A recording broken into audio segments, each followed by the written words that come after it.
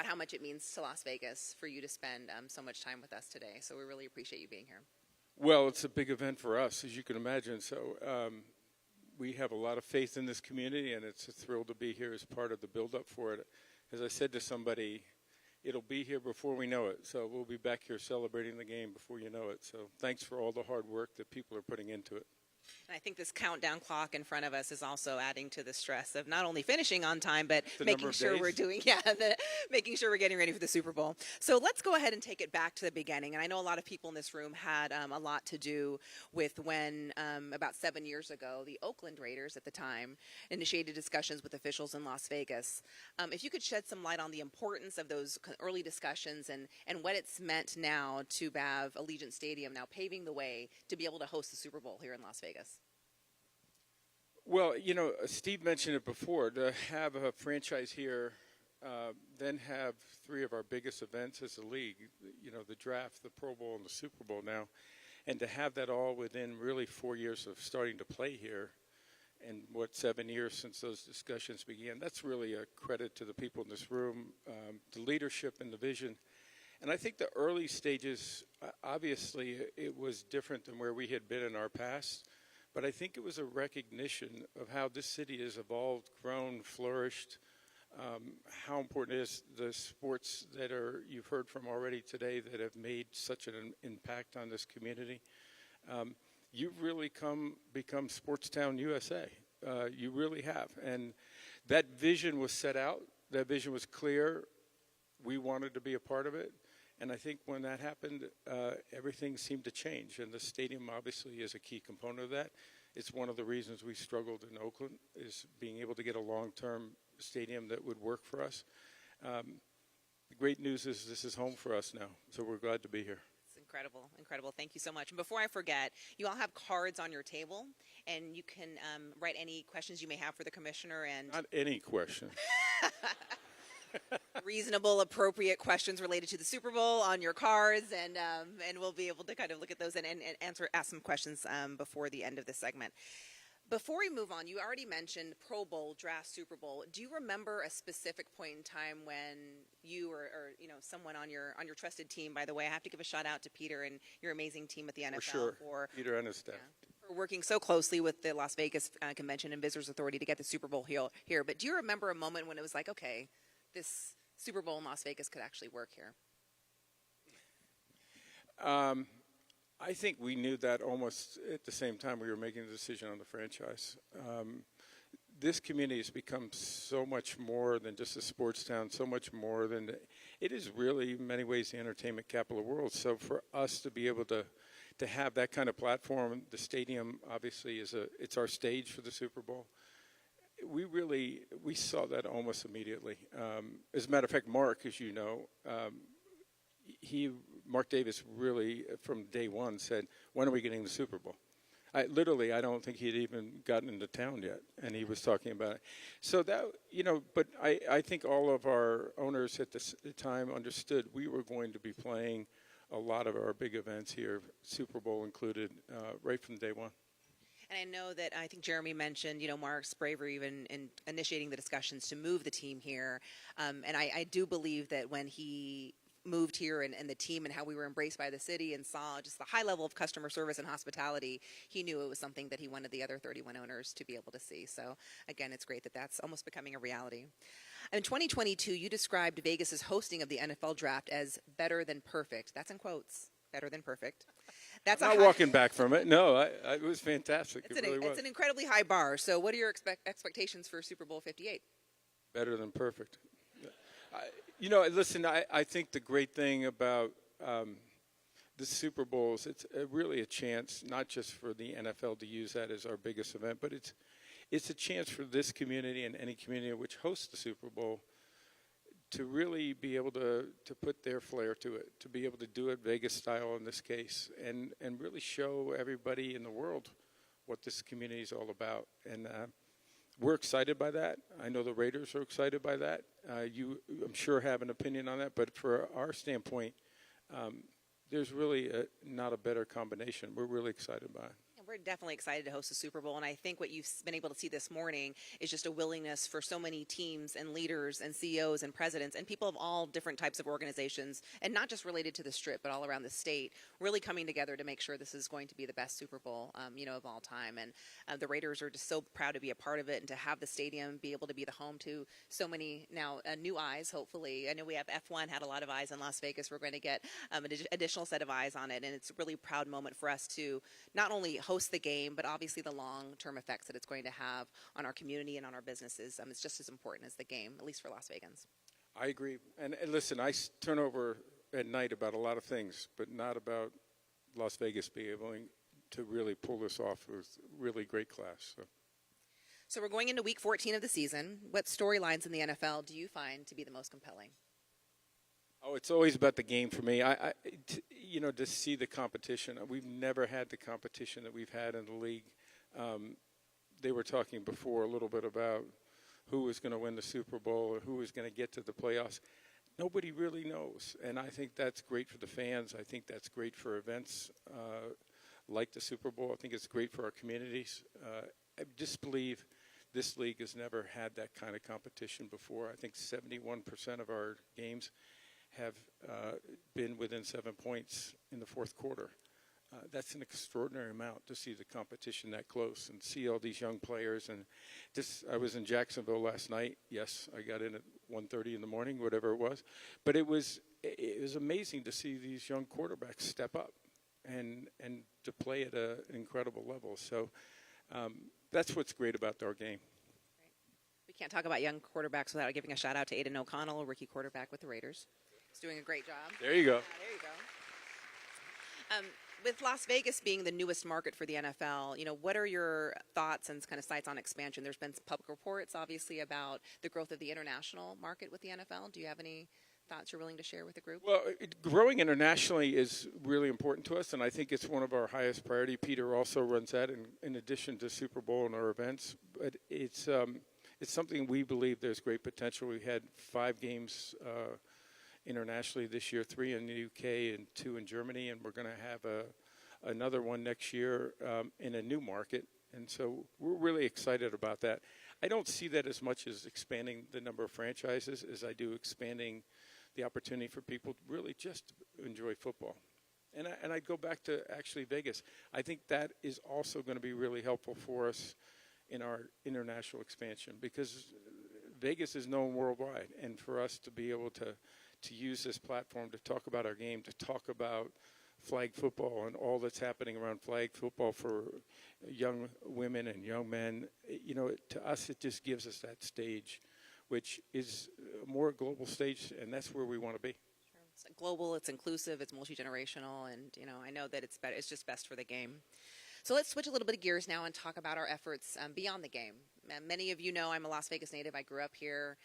I know that Lawrence mentioned, comments about UNLV. I remember going to the Las Vegas Bowl, freezing in Sam Boyd Stadium, and now we're able to have so many different venues, whether it be stadiums and arenas, and having our community have an opportunity to witness professional sports on so many different levels.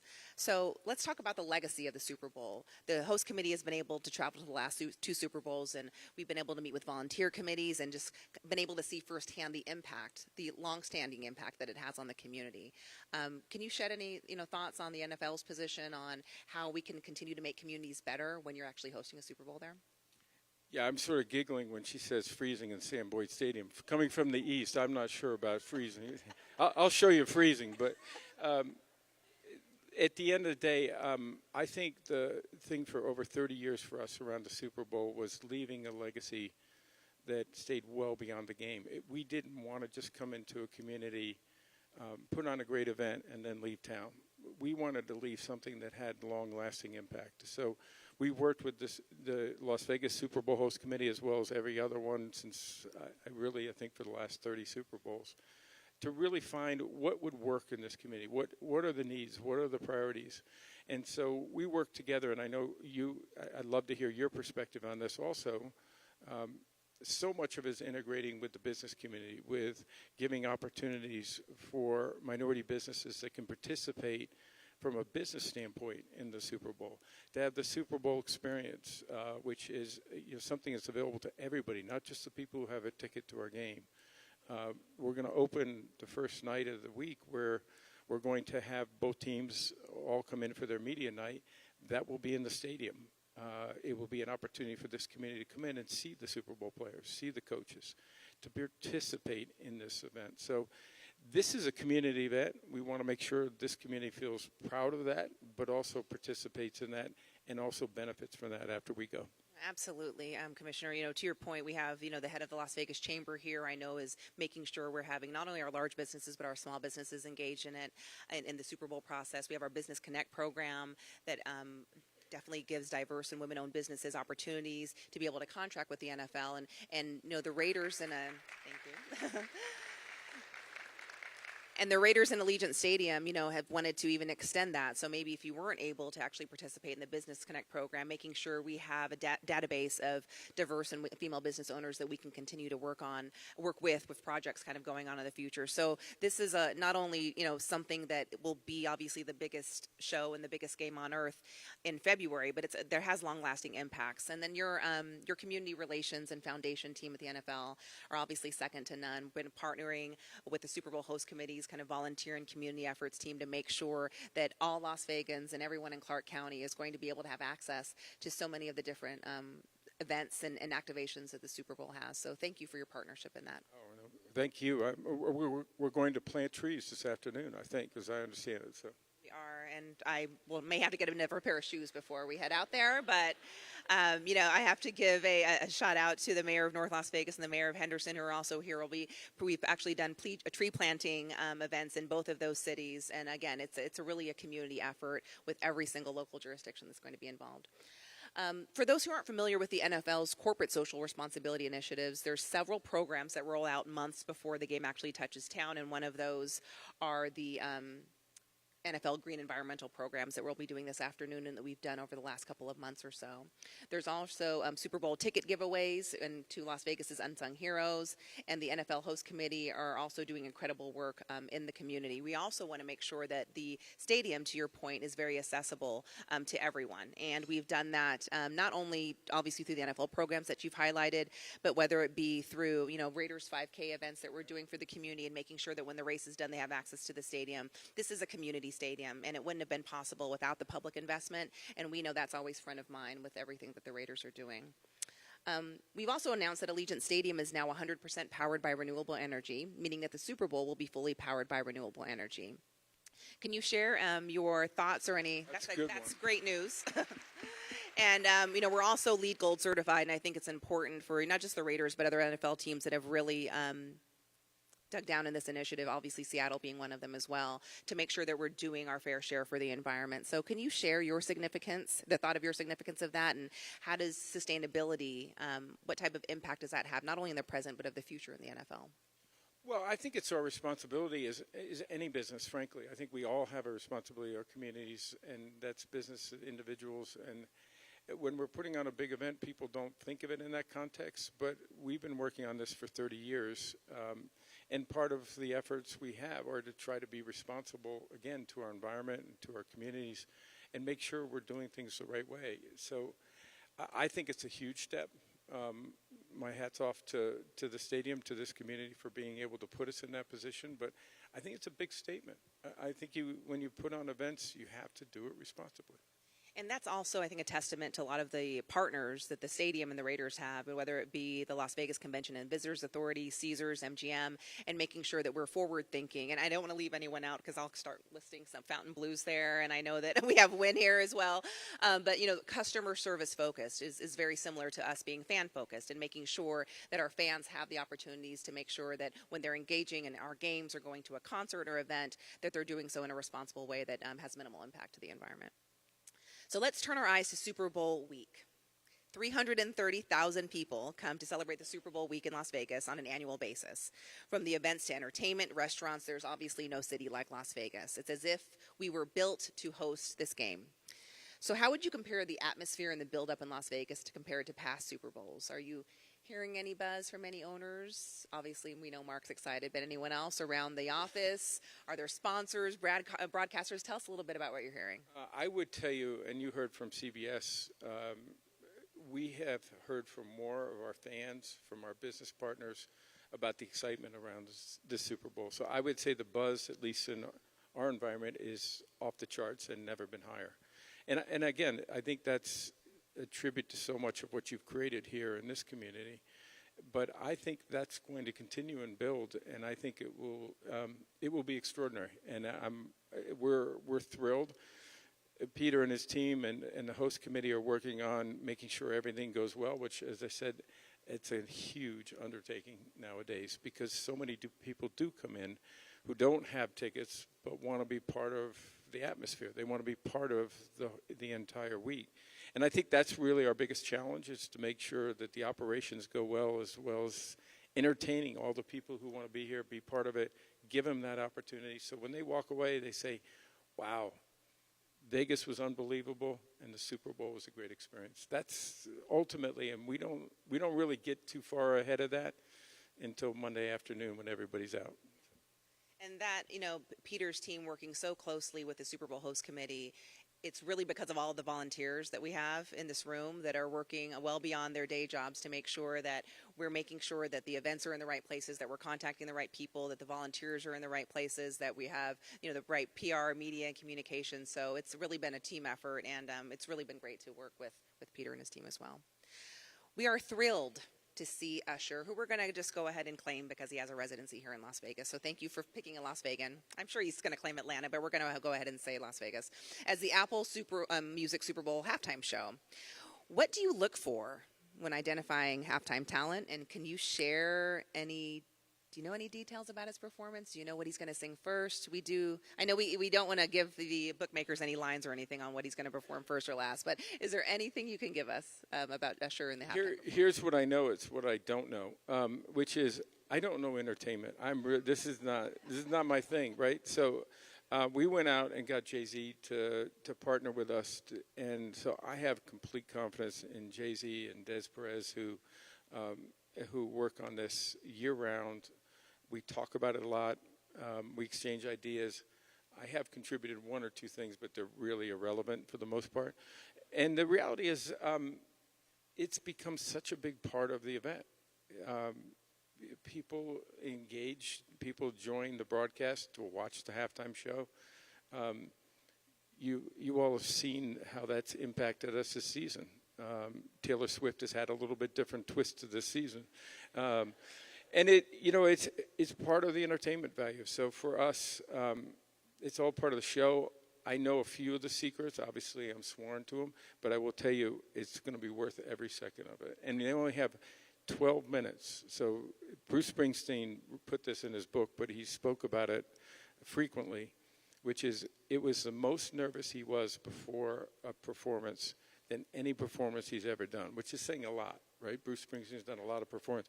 And it was because he had to come in, hit it in 12 minutes, and get off the stage. So it's a nerve-wracking moment for the performers. Usher's working hard at it. My wife was actually out here last week doing an inside story on that. So I have a little bit of access, but I can't share. Great. I know we're running short on time, but I have to ask, and I know when you're here, you're usually hit the ground on like 1 a.m., like you just mentioned, from Jacksonville, and you're off to something else. But what do you like to do for fun when you're in Las Vegas? I would love to go to the Sphere and see you two.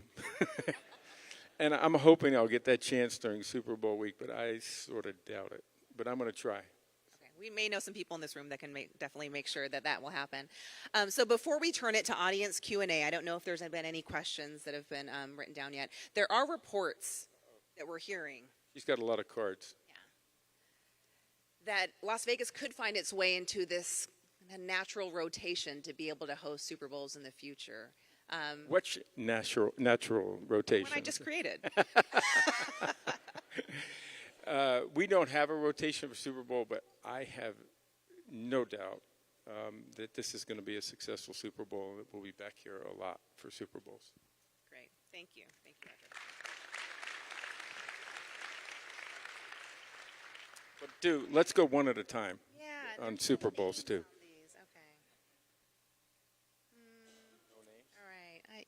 What have you seen in the growth of Las Vegas as an NFL city, and could you ever have seen yourself here 10 years ago? I'm going to credit this community because I think you've changed the image of the city on a global basis. It is an extraordinary entertainment city, and I think people see this city in a different light. Sports may be part of that, but we're all part of entertainment. I think every one of the sports that are represented here today would say that. You've changed that. You've changed that narrative. You've changed that image. You've changed that platform. And I think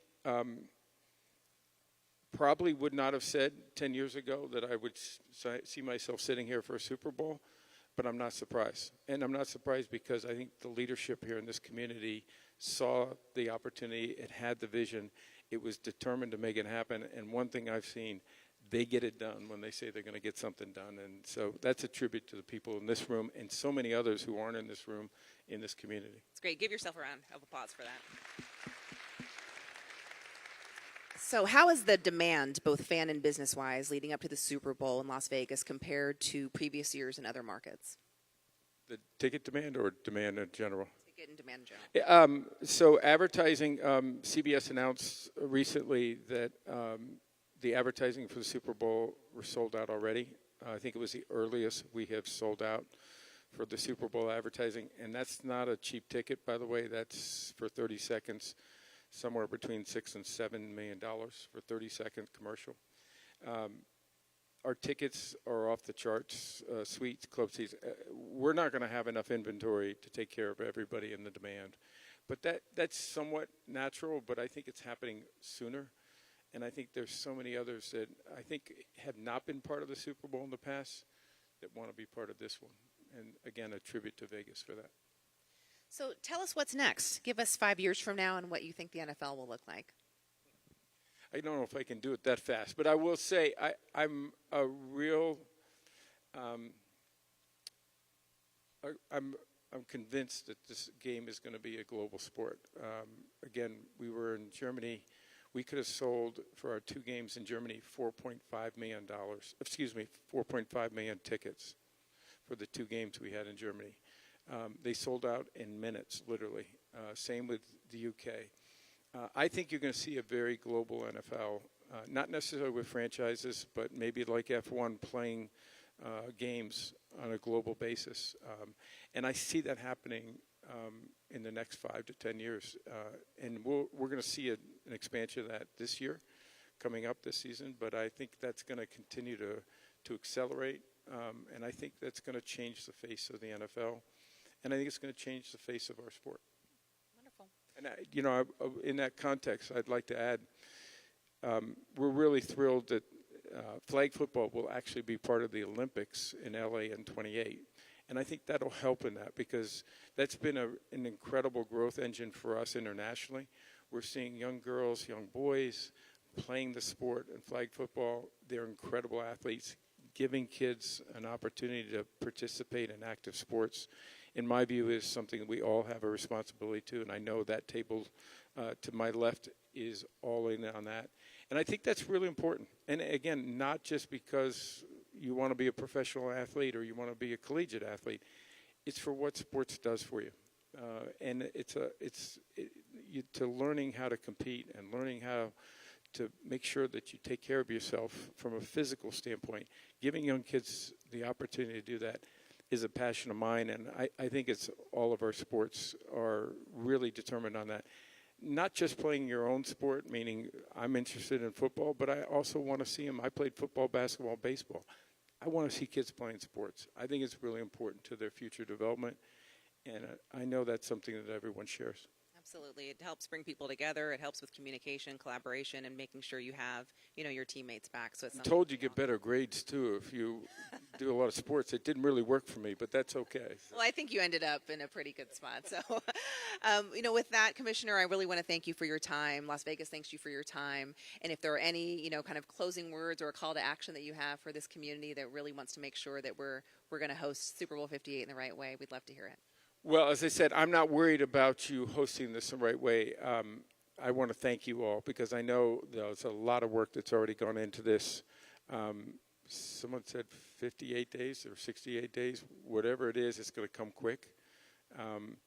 And the work that's going to be required for that, I know this group is up to, but I hope when we leave here, you're going to be incredibly proud of not just this event, but your community. This is your Super Bowl. So I hope you enjoy it. I hope you love it. And we look forward to making a huge success.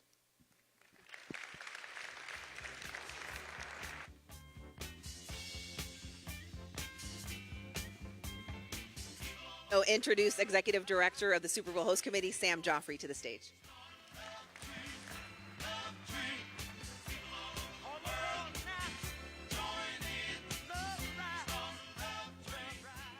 Okay, I'm going to try and be brief because I know you guys are starving and ready to get to lunch. It's about that time.